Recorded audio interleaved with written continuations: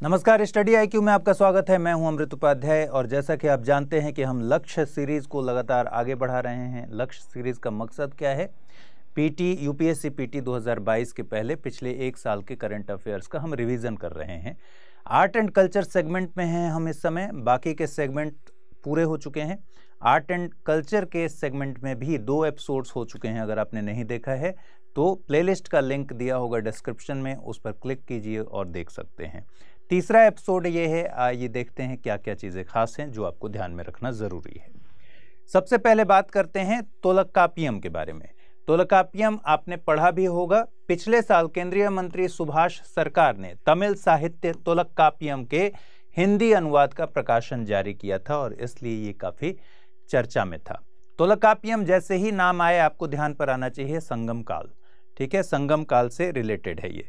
इसके रचयिता तोलकाप्पियर हैं, मतलब रचयिता और रचना के नाम में सिर्फ एक अक्षर का अंतर है, म और र। तोलकाप्पियर और रचना क्या है? तोलकाप्पियम। ठीक है, वर्तमान में मौजूद सबसे प्राचीन तमिल व्याकरण ग्रंथ है। तो ध्यान पर क्या रखना है? सबसे प्राचीन और दूसरा कि व्याकरण ग्रंथ है। ठीक है, तो व्याकरण शब्द यहाँ पर इंपॉर्टेंट है, तमिल व्याकरण ग्रंथ है। तमिल साहित्य में संबंधित मौजूदा सबसे लंबा भी ग्रंथ है ये। ठीक है, तो संगम काल में इसको कहते हैं कि संगम द्वितीय, मतलब सेकंड संगम, या पहली शताब्दी BCE या फिर उससे भी पुराना ये ग्रंथ है। अब ये बात समझने के लिए हमें थोड़ा सा संगम काल को समझना पड़ेगा। 300 BCE से लेकर 300 ईस्वी तक, मान लीजिए ईस्वी तक, संगम का स्प्रेड माना जाता है। ठीक है, इस दौरान यहाँ जो शासन हुआ वो चेर, चोल और पांड्य ने किया इस रीजन में। ठीक, तो इस दौरान 3 संगम हुए। संगम काल का नाम संगम काल क्यों है? संगम शब्द का मतलब है कवियों की सभा, कवियों की सभा। ठीक है, तो इसमें 3 कवियों की सभा हुई, मतलब 3 संगम हुए। ठीक है, पहला संगम हुआ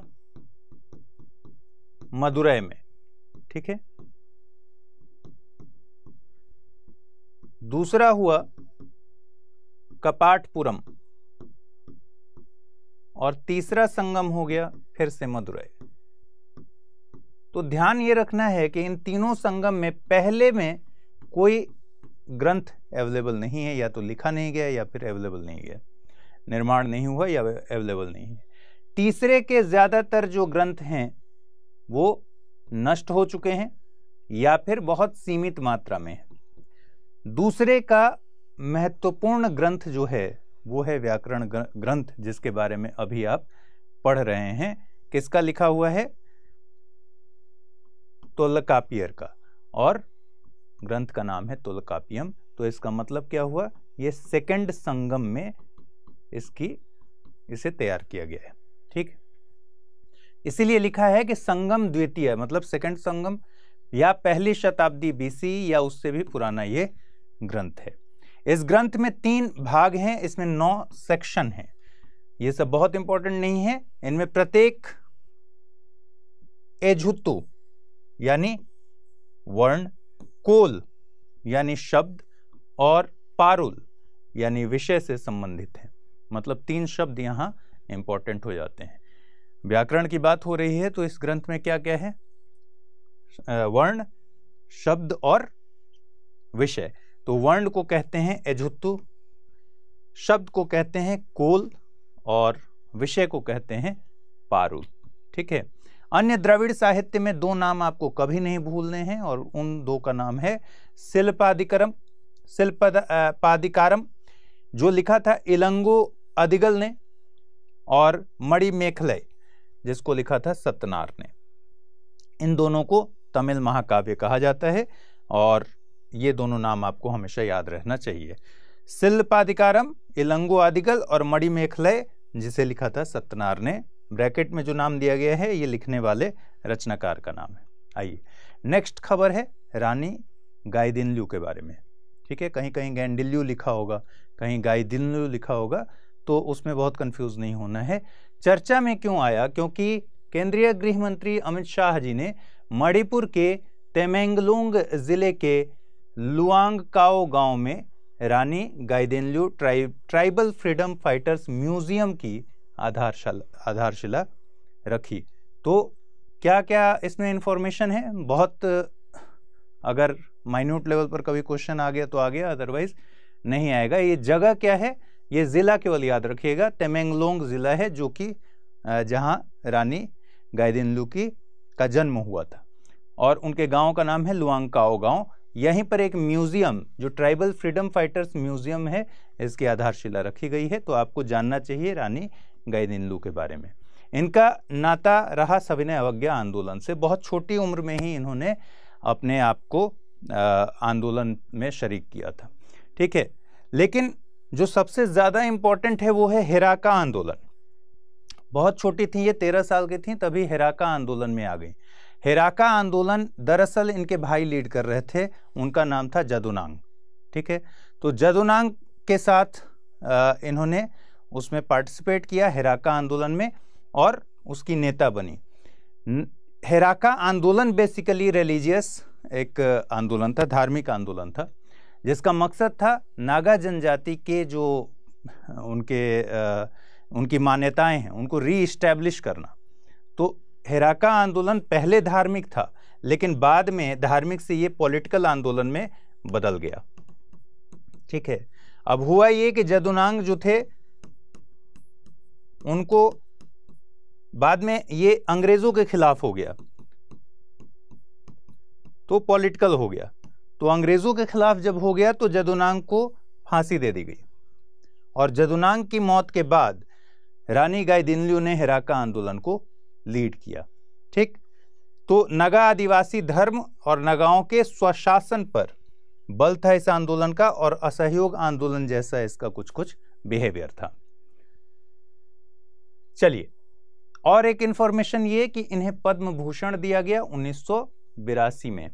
1933 से लेकर 1947 तक रानी गाइदिन्ल्यू जेल में रही थी, ठीक है, क्योंकि ये पार्टिसिपेट कर रही थी आंदोलन के साथ, आज़ादी के आंदोलन के साथ। तो 2015 में फिर 100 रुपए के और 5 रुपए के सिक्के जारी किए केंद्र सरकार ने, और 2016 में इंडियन कोस्ट गार्ड ने ICGS Rani Gaidinliu fast patrol vessel commission किया था। तो ये छोटे छोटे इंफॉर्मेशन है जो आपको ध्यान पे रखने चाहिए। नेक्स्ट है पाइका विद्रोह। राज्यसभा में एक जवाब दिया गया केंद्र सरकार की तरफ से, और सरकार ने कहा कि ओडिशा के पाइका विद्रोह को भारत का पहला स्वतंत्रता संघर्ष मानने से इनकार किया गया है, ठीक है। तो दरअसल ओडिशा कैबिनेट ने यह डिमांड रखी थी कि भारत का पहला स्वतंत्रता संघर्ष इसको घोषित किया जाए। क्यों घोषित किया जाए? क्योंकि इसका ईयर है 1817, और हम जानते हैं कि हम जब फर्स्ट रिवोल्ट की बात करते हैं तो 1857 की बात करते हैं, तो उससे 40 साल पहले की घटना है। इसलिए ओडिशा कैबिनेट ने कहा था कि पाइका विद्रोह को आप घोषित कीजिए भारत का पहला स्वतंत्रता संघर्ष, लेकिन सरकार ने जवाब दे दिया है कि उसे घोषित नहीं किया जा सकता है, ठीक है। अब पाइका विद्रोह के बारे में जानिए। ओडिशा जगह आपको पता है ईस्ट इंडिया कंपनी के अगेंस्ट में ये था, और कारण क्या क्या थे? किसानों और खेतिहरों की प्रताड़ना अंग्रेजों द्वारा, खुर्दा के राजा को पद से हटाना, स्थानीय मुद्रा प्रणाली में बदलाव। बेसिकली वहां पहले कौड़ी मुद्रा चलती था, और उसके बाद सिक्का वाले रुपए चलने लगे, तो इसको लेकर भी लोगों में असंतोष था। और दूसरी एक और कारण था नमक नीति। नमक नीति में ये होता था कि उड़ीसा के जो कोस्टल इलाके थे वहाँ ट्रेडिशनली वहाँ के जो लोग हैं नमक बनाया करते थे, अंग्रेज़ों ने उस पर बैन लगा दिया, रेस्ट्रिक्शंस लगा दिए, और वो वायलेशन करने पर बहुत कड़ी सज़ा थी, लाइफ इम्प्रिजनमेंट टाइप की सज़ा थी। तो इसलिए यहाँ पर असंतोष हुआ। दूसरी दिक्कत ये हुई कि सॉल्ट फिर इंपोर्ट होने लगा। जब इंपोर्ट होने लगा तो सॉल्ट महंगा हो गया और उसकी स्मगलिंग होनी शुरू हो गई। तो इस वजह से ये सॉल्ट पॉलिसी जो इनकी थी अंग्रेज़ों की, इसकी वजह से इस आंदोलन को बहुत बल मिला, क्योंकि इससे बहुत ज़्यादा असंतोष था। ठीक है, इसी तरीके से कौड़ी और रुपया जब चेंज हुआ तो महाजन से लोग उधार लेते थे, अब कंफर्टेबिलिटी नहीं बन पा रही थी। ठीक है, लगान जैसे वसूला जाता था, तो ये सब मिसमैनेज्ड होने लगा, तो फिर इसका असंतोष हो गया। खुर्दा के राजा को जब पद से हटाया गया तो उसका अलग असंतोष हुआ।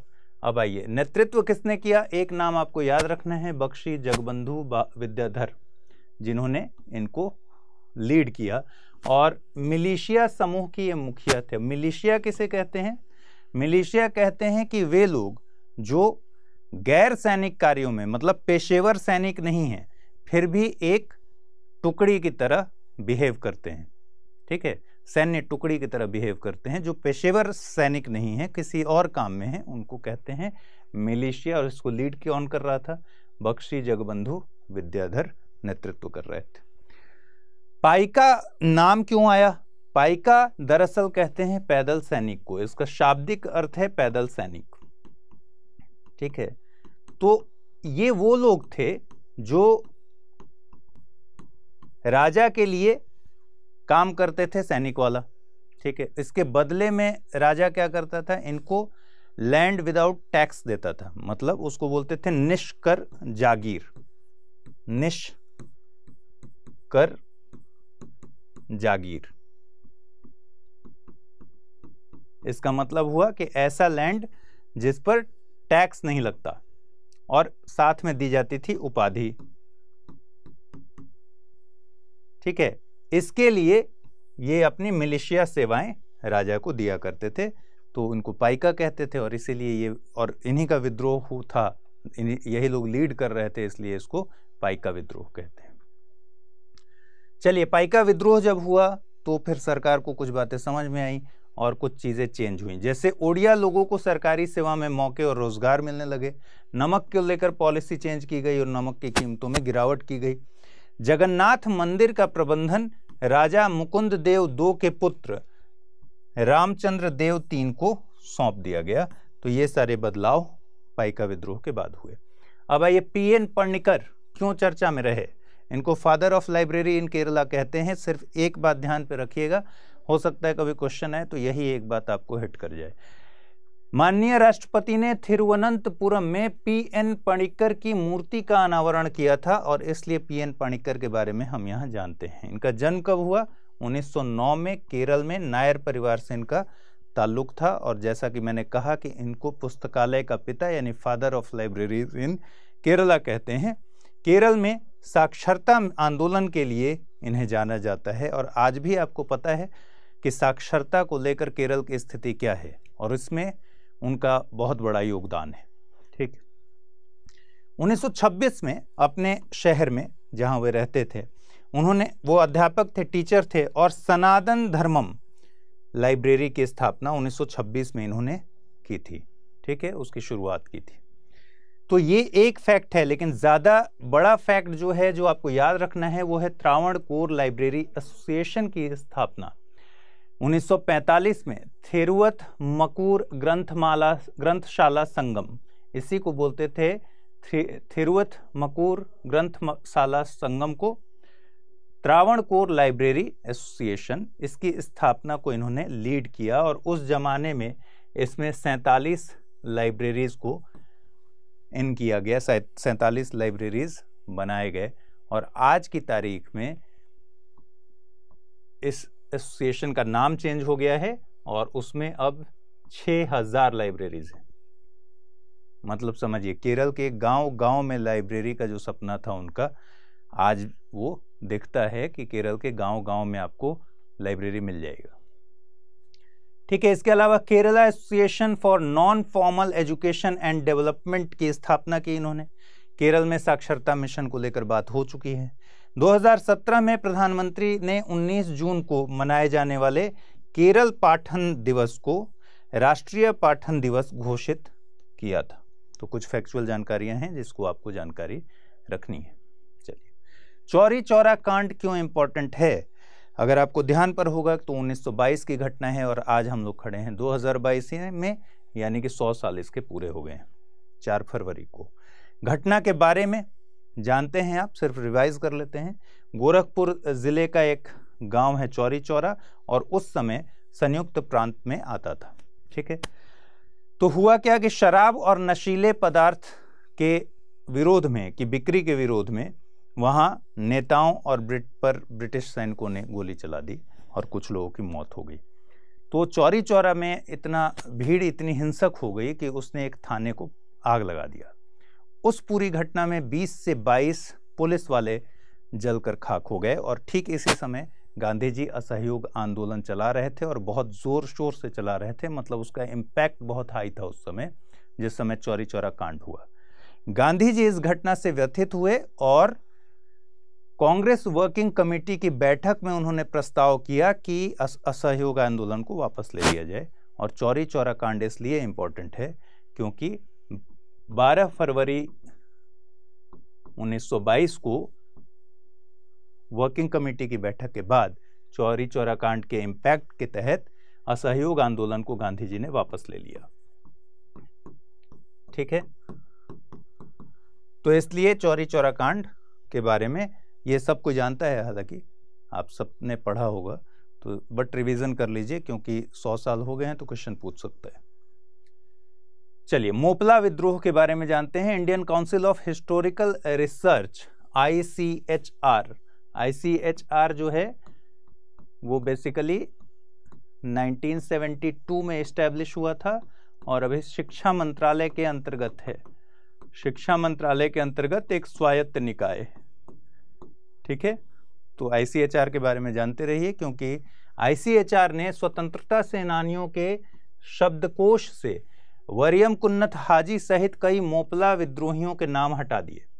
ठीक है, वरियम कुन्नत हाजी भी यहाँ इंपॉर्टेंट है। अगर पूछ दे कि वरियम कुन्नत हाजी का संबंध किस विद्रोह से था तो आपको पता होना चाहिए कि मोपला विद्रोह से था। तो इस खबर की वजह से हमको क्या पढ़ना पड़ेगा? मोपला विद्रोह पढ़ना पड़ेगा। मोपला विद्रोह बेसिकली मालाबार क्षेत्र में हुआ था और मालाबार कहाँ है? केरल में। इसमें मापिला या मोपला मुस्लिमों के द्वारा किया गया आंदोलन था। ठीक है, इसे मालाबार विद्रोह भी कहते हैं। तो अगर यहां आ जाए मालाबार विद्रोह तो बेसिकली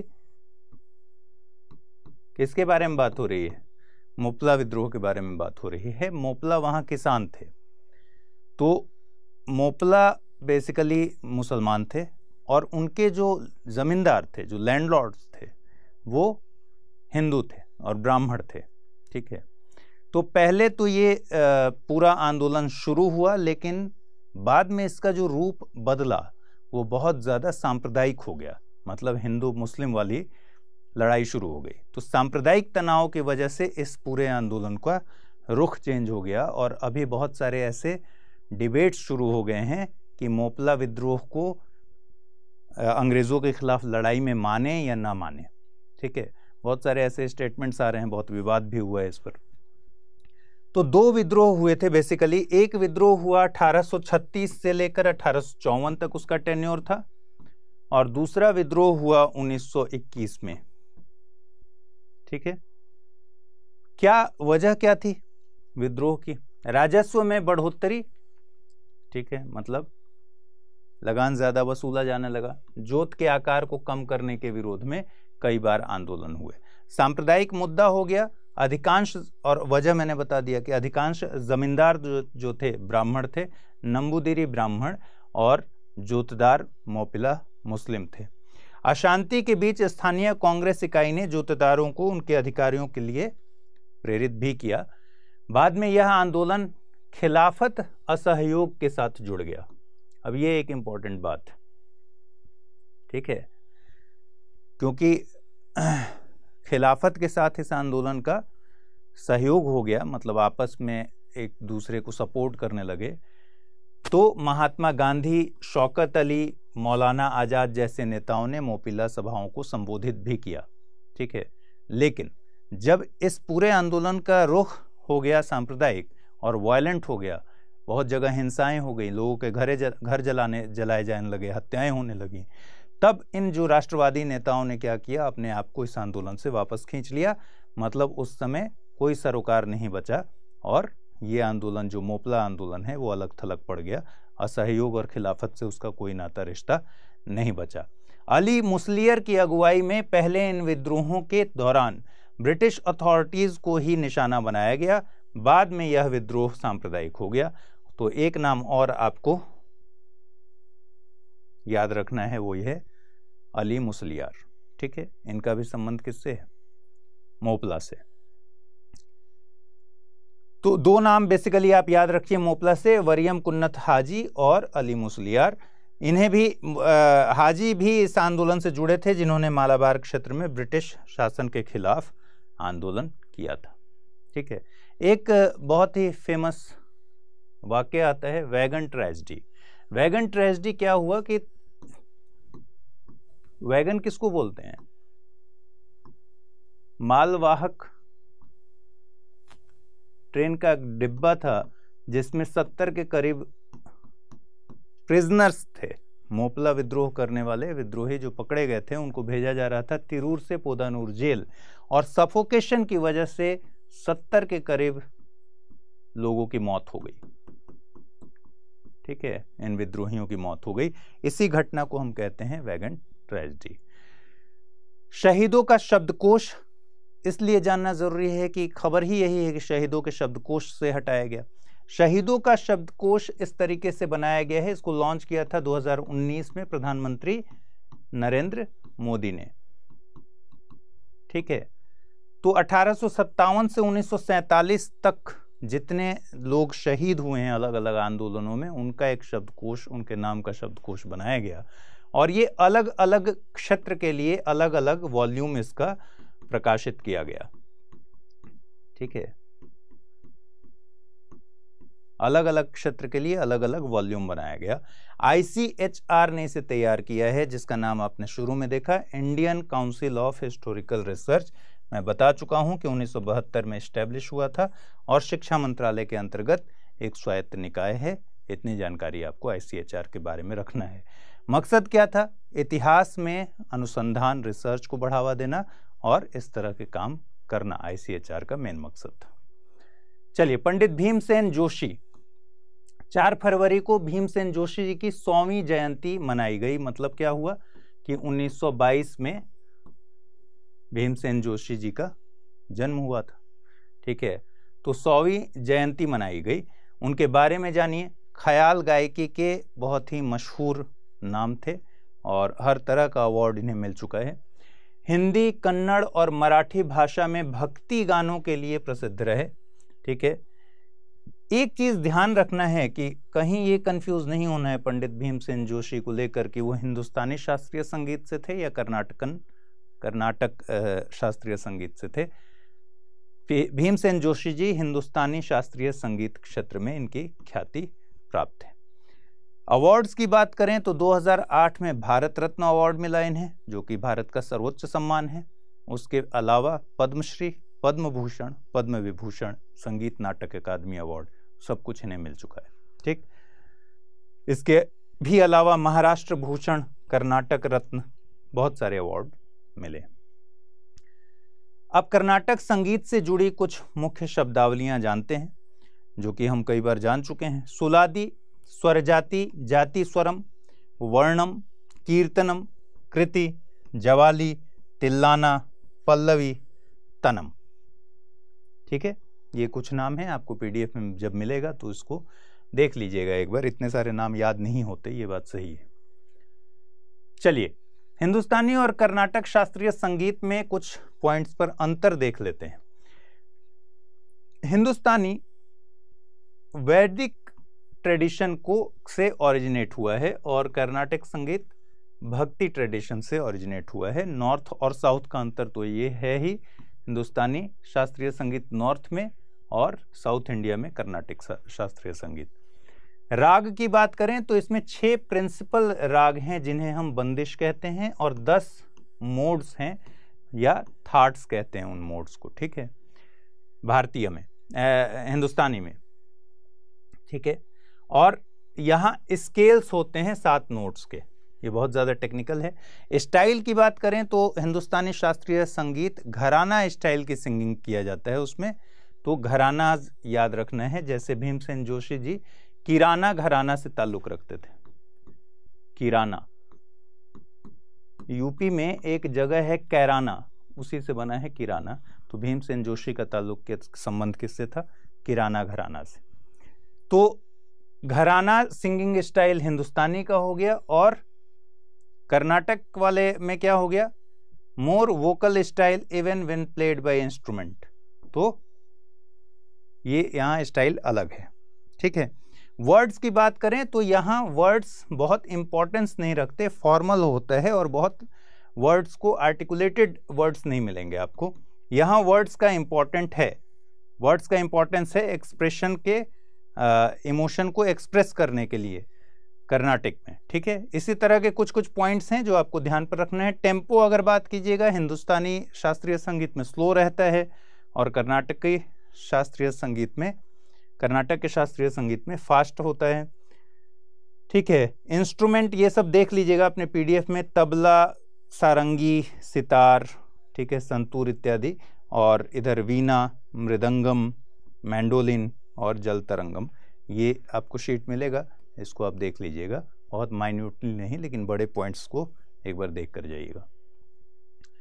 चलिए श्री अरबिंदो के बारे में जानते हैं। पिछले साल दिसंबर में प्रधानमंत्री श्री नरेंद्र मोदी श्री अरबिंदो की 150वीं जयंती मनाने के लिए गठित हाई लेवल कमेटी की प्रधानमंत्री ने अध्यक्षता की, ठीक है। तो श्री अरबिंदो के बारे में जानिए। कलकत्ता में श्री अरबिंदो का जन्म हुआ, फिर वो हायर एजुकेशन के लिए कैम्ब्रिज गए, लंदन गए, वहाँ से पढ़ाई की, और बहुत ही तेज तर्रार इंसान थे। कुछ सोसाइटीज़ के साथ शुरुआत में उन्होंने काम किया, और ये सोसाइटीज़ काम कर रही थी आज़ादी के लिए, ठीक है।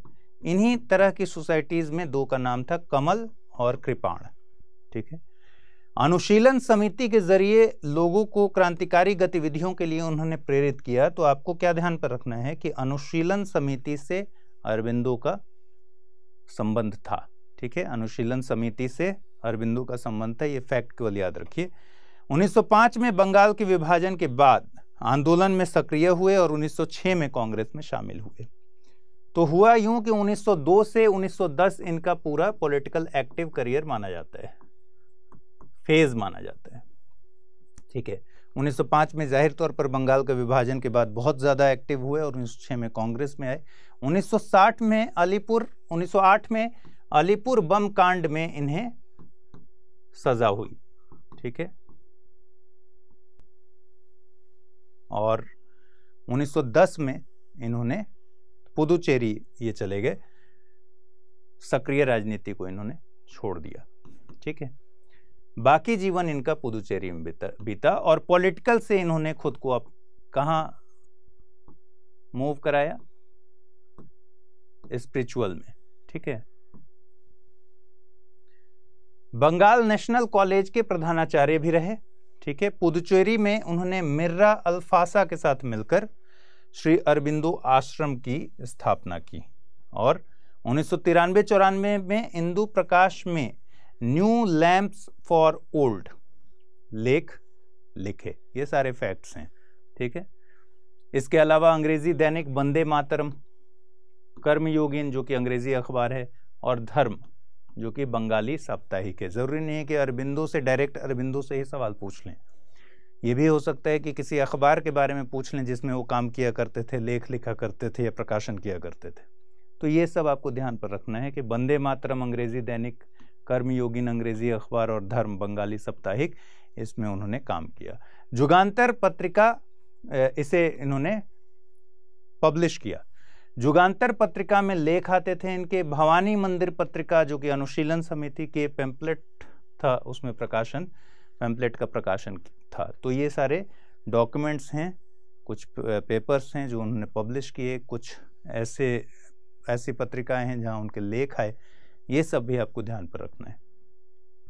अरबिंदो के करीबी थे सखाराम गणेश देउस्कर, ठीक है, जिन्होंने देशर कथा जो कि बंगाली में था, नौरोजी और रानाडे के विचारों को उसमें प्रसारित किया, ठीक है। जेपी के बारे में जानिए। बिमल प्रसाद द्वारा लिखी गई किताब द ड्रीम ऑफ रिवॉल्यूशन का विमोचन किया गया।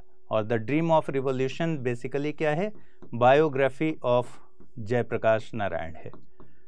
विमल प्रसाद जी जो हैं अब नहीं रहे, विमल प्रसाद जी हिस्टोरियन हैं और जेपी के बहुत करीबी थे, ठीक है। इनकी बेटी हैं सुजाता जी, जिन्होंने इस किताब को पूरा किया। तो कवर पेज पर आप देखिएगा इन दोनों लोगों का नाम मिलेगा, ठीक है। जेपी नारायण यानी जयप्रकाश नारायण के बारे में जानते हैं। पहली बात कि उन पर गांधीवादी विचारधारा का काफ़ी इम्पैक्ट था, और दूसरी बात उन पर मार्क्सवादी विचारधारा का भी काफ़ी इम्पैक्ट था, तो दोनों से प्रभावित थे, ठीक है। 1929 में कांग्रेस में शामिल हुए थे और सविनय अवज्ञा आंदोलन में सक्रियता के चलते उन्हें जेल हुआ था। अब जो इम्पोर्टेंट बात है कि कांग्रेस सोशलिस्ट पार्टी का गठन हुआ था, आचार्य नरेंद्र देव ने उसका गठन किया था, उसमें इनकी भूमिका थी महत्वपूर्ण। जो 1934 की बात है, कांग्रेस सोशलिस्ट पार्टी। तो ध्यान क्या रखना है कि इसमें ये पहले सचिव थे, जेपी नारायण इसके पहले सचिव रहे, और आचार्य नरेंद्र देव ने इस पार्टी की स्थापना की थी, ठीक है। जेपी ने स्थापना की प्रजा सोशलिस्ट पार्टी की, ठीक है। ये बना 1952 में, और प्रजा सोशलिस्ट पार्टी में ही जो कांग्रेस सोशलिस्ट पार्टी है उसको मर्ज कर दिया गया, विलय हो गया उसका। 1952 की ये बात है। ठीक 2 साल बाद 1954 में जेपी जुड़ गए विनोबा भावे के भूदान आंदोलन से, ठीक है। और अपने आगे की जिंदगी उन्होंने कहा कि वो भूदान आंदोलन से में अपना योगदान देंगे। उन्होंने चौखंबा राज की वकालत की, मतलब 4 स्तर की शासन व्यवस्था, गांव, जिला, राज्य और संघ, ठीक। लोकल एडमिनिस्ट्रेशन से लेकर और केंद्र तक। 1974 में संपूर्ण क्रांति, ये लगभग सारे लोग जानते हैं, इसकी अगुवाई इन्होंने की। उसमें 7 तत्व थे: राजनीतिक, सामाजिक, आर्थिक, सांस्कृतिक, वैचारिक, शैक्षिक और धार्मिक। और 1999 में उन्हें भारत रत्न अवार्ड दिया गया मृत्यु के बाद, ठीक है। तो ये सारे फैक्ट्स जेपी से रिलेटेड हैं। अब एक इंपॉर्टेंट खबर, गुप्तकालीन मंदिर अवशेष की खोज हुई है। उत्तर प्रदेश में एक जगह है एटा, और एटा में बिलसाड़ जगह है जहां 1500 साल पुराने गुप्तकालीन मंदिर के कुछ अवशेष मिले हैं, ठीक है। अवशेष में क्या मिला है? 2 खंभे एक दूसरे से सटे हुए और कुछ सीढ़ियां। तो इससे पता चलता है कि ये गुप्तकालीन मंदिर का अवशेष है। इनमें एक सीढ़ी पर शंख लिपि से कुछ अंकित किया गया है। तो क्या जानना चाहिए? ये मूर्ति देख लीजिए आप, ठीक है। शंख लिपि क्या है? शंख लिपि को शेल स्क्रिप्ट भी कहते हैं, ठीक है। अलंकृत, जो सांप के जैसे उसमें वर्ण बने हुए हैं, मतलब मेंडरिंग करते हुए इस तरह से कुछ वर्ण बने होंगे, तो अलंकृत सर्पिलेकार वर्णों का इस्तेमाल है इसमें। यह माना जाता है कि यह ब्राह्मी लिपि से ही निकली हुई लिपि है, शंख लिपि। तो ब्राह्मी और शेल स्क्रिप्ट दोनों रिलेटेड है। दोनों का इस्तेमाल नाम और हस्ताक्षर, शिलालेखों में नाम और हस्ताक्षर में दोनों का इस्तेमाल किया गया है, ठीक है। 4वीं से 8वीं शताब्दी के बीच उत्तर और मध्य भारत के मंदिरों में इनका इस्तेमाल हुआ है, ठीक। और कुछ उदाहरण अगर देखें तो बिहार में मुंडेश्वरी मंदिर, मध्य प्रदेश की उदयगिरी गुफाएं, ये बेस्ट एग्जाम्पल है। ये सारी चीज़ें आपने पढ़ रखी होंगी, इसमें कहीं डाउट नहीं है। ये हम सिर्फ रिवाइज कर रहे हैं और ज़्यादातर इसमें फैक्चुअल बातें हैं, तो याद रखना थोड़ा सा मुश्किल होता है। चलिए, गुप्तकालीन मंदिर और वास्तुकला की विशेषताएं। अगर 2 मंदिरों की बात मैं करूं गुप्तकालीन मंदिरों में, तो दशावतार मंदिर हमेशा याद रखना है, जो कि देवगढ़ का है, और कानपुर का भीतरगांव मंदिर, ठीक है। ये दोनों बहुत ही इम्पोर्टेंट है और बहुत मुख्य मंदिर हैं ये। इस पर गुप्तकालीन मंदिरों पर कुषाण, मथुरा और गांधार शैली का प्रभाव दिखता है, ठीक। टी आकार के प्रवेश द्वार हैं, सुसज्जित द्वार चौखट हैं, मूर्तियों से अलंकृत पट्टियां लगी हुई हैं, फूल पत्ती आदि का अंकन किया हुआ है, ठीक है। और बनाने में क्या इस्तेमाल हुआ है? बलुआ पत्थर, ग्रेनाइट और ईंटों का इस्तेमाल किया गया है। अधिकांश मंदिर हिंदू देवी देवताओं के मंदिर हैं, लेकिन कुछ बौद्ध और जैन मंदिर भी मिल जाते हैं। ठीक है, चलिए गुप्तकालीन मंदिर के 5 प्रकार। हम बहुत तेजी से रिवाइज कर रहे हैं, मुझे पता है कि आप लोगों ने गुप्त काल पूरा ठीक से पढ़ रखा होगा। गुप्तकालीन के मंदिरों की अगर 5 टाइप्स की बात करें तो पहले टाइप में सपाट छत। ठीक है, मान लीजिए कि अगर इस तरीके का एक मंदिर है, सपाट छत और वर्गाकार मंदिर, स्क्वायर आकार का मंदिर। ठीक है, जिसमें उदाहरण देखेंगे तो तिगवा का कंकाली देवी मंदिर और एरन का विष्णु और बराह मंदिर इसके उदाहरण है, जिसमें छत सपाट हो और संकरे स्तंभ हों, पतले स्तंभ हों और उसके साथ वर्गाकार मंदिर हो। ठीक है, ये पहला टाइप हो गया। दूसरे में पहले टाइप की ही विशेषताएं होंगी, लेकिन प्रदक्षिणा पथ का विकास हुआ। तो जनरली नॉर्थ में प्रदक्षिणा पथ नहीं दिखता, तो मान लीजिए इसके इर्द गिर्द ये जो गोल किया हुआ है इसको ऐसे कर लीजिए, ये हो गया प्रदक्षिणा पथ। ठीक है, तो दूसरा टाइप हो गया गुप्तकालीन मंदिरों का। तीसरा टाइप है वर्गाकार मंदिर और ऊपर शिखर। ठीक है, जिसका एग्जाम्पल है दशावतार मंदिर और देवगढ़ का दशावतार मंदिर। फिर गज पृष्ठाकार यानी हाथी के पीठ की तरह। ठीक है, हाथी के पीठ की तरह पिछले भाग के साथ, मतलब पिछले भाग में हाथी के पीठ की तरफ, और मंदिर कैसा होगा, आयताकार मंदिर। इसका एग्जाम्पल है कपोतेश्वर मंदिर, कृष्णा, आंध्र प्रदेश। और आयताकार अग्रभाग के साथ वृत्ताकार मंदिर। तो ये 5 फीचर्स हैं अलग अलग गुप्तकालीन मंदिर के, ध्यान पर रखना है। तो उम्मीद है इस पूरे एपिसोड में आपको बहुत कुछ हासिल होगा, हो सकता है एग्जाम में इससे कुछ क्वेश्चंस आए। फिलहाल के लिए बहुत शुक्रिया, अगले एपिसोड में फिर से मिलते हैं। अपना ख्याल रखिए, खूब जमकर तैयारी कीजिए। नमस्कार।